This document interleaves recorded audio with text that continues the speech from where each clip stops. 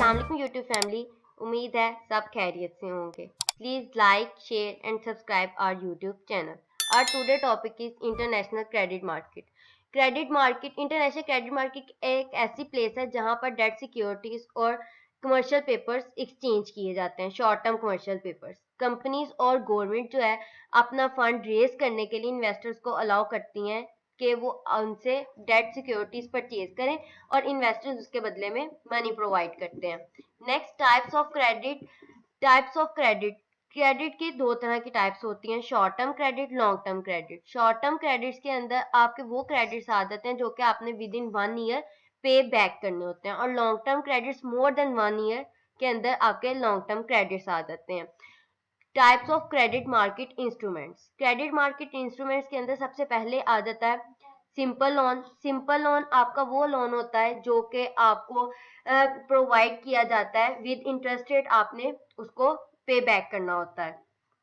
Capital, working capital loan. Working capital loan एक ऐसा loan होता है जो कि कंपनीज को प्रोवाइड किया जाता है, बैंक्स कंपनीज को प्रोवाइड करते हैं ताकि वो अपनी शॉर्ट टर्म ऑपरेशनल नीड्स को फुलफिल कर सकें। नेक्स्ट, फिक्स पेमेंट लोन आ जाता है। फिक्स पेमेंट लोन वो लोन होता है जो कि आपको इंस्टॉलमेंट्स के अंदर पे करना होता है विद इंटरेस्ट रेट। ये स्पेसिफिक होता है और आपको जो है वो इसकी वैल्यूज चेंज नहीं की जा सकती हैं। आपकी जो इंस्टॉलमेंट्स हैं आपने वही पे करनी है। कूपन बॉन्ड, कूपन बॉन्ड जो है, कूपन आपका इंटरेस्ट रेट होता है जो कि बॉन्ड्स के ऊपर एक स्पेसिफिक होता है, जो कि बॉन्ड होल्डर बॉन्ड को परचेज कर रहा है, जो उसके ऊपर जो बॉन्ड के ऊपर कूपन रेट दिया गया है उसको वो स्पेसिफिक जो कूपन है वो उसको हर ईयर मिलेगा।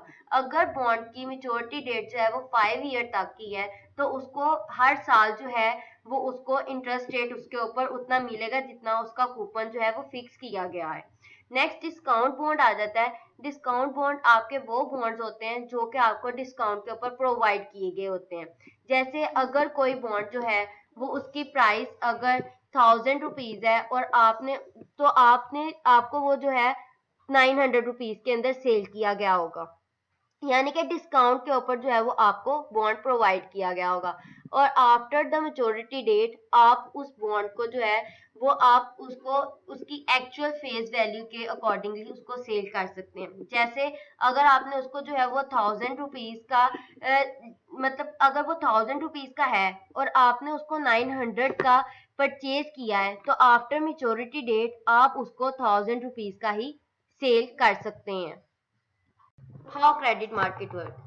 गवर्नमेंट को और कंपनीज को जब भी अपना फंड रेज करना होता है तो वो बॉन्ड्स वगैरह इशू कर देती हैं, बॉन्ड्स या सिक्योरिटीज इशू करती हैं। उसके ऊपर एक स्पेसिफिक इंटरेस्ट रेट की अमाउंट सेट की जाती है जो कि जब तक बॉन्ड मिच्योर ना हो जाए तब तक उसको प्रोवाइड किया जाता है ईयरली बेस के ऊपर इंटरेस्ट रेट को, और आफ्टर मेच्योरिटी डेट बॉन्ड्स को जो है वो सेल भी कर दिया जाता है उसी की फेस वैल्यू के ऊपर। कंज्यूमर डेट, कंज्यूमर डेट के अंदर mortgage loan, car loan, credit card वगैरह आ जाते हैं।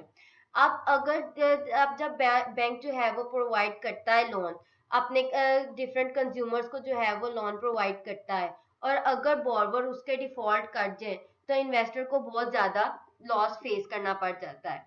Y investor utilize the credit market. सबसे पहला जो बेसिक उनका मकसद होता है इन क्रेडिट मार्केट को यूटिलाइज करने का, वो अर्निंग होती है कि वो मनी अर्न कर सकें।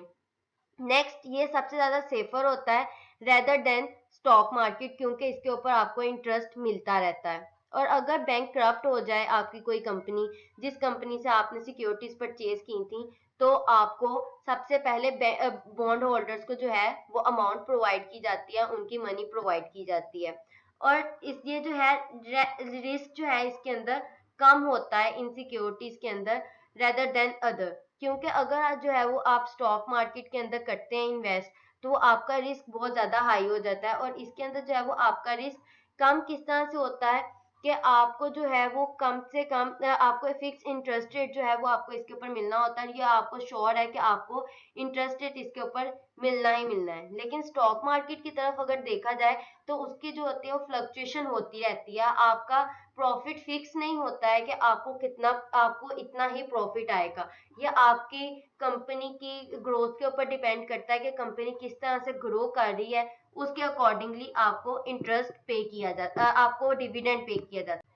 Credit market participants government, municipalities and government agencies, इनको जब भी अपना फंड रेज करना होता है तो अपने बॉन्ड्स और सिक्योरिटीज वगैरह इशू कर देते हैं।